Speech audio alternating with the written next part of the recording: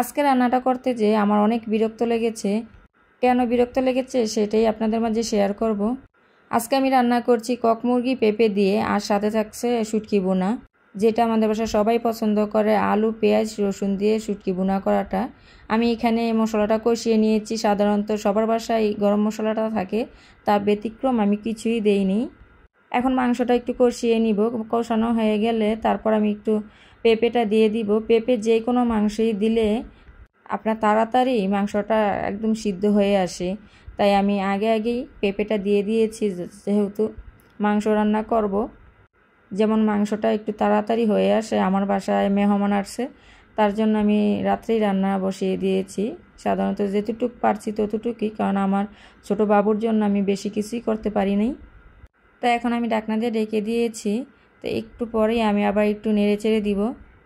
তো এইভাবে অনেকক্ষণ আমি কষিয়ে নিব মাংসটা।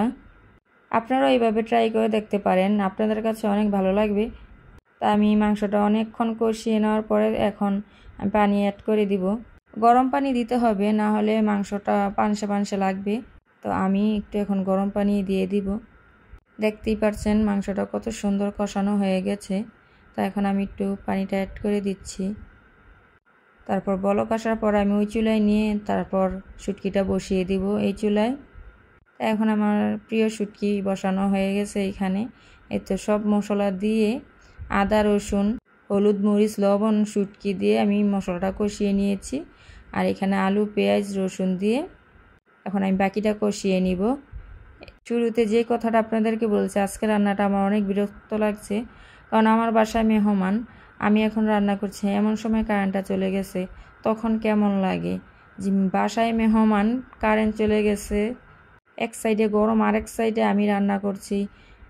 খুবই বিরক্তকর লাগছিল তখন। তো আমি এখন এখানে কিছু কাঁচামরিচ দিয়ে দিয়েছি। কাঁচামরিচটা দিলে অনেক সুন্দর একটা ঘ্রাণ আসে। আমার এই তো মাংস অনেকটাই হয়ে গেছে, দেখতেই পাচ্ছেন কত সুন্দর কালার আসছে।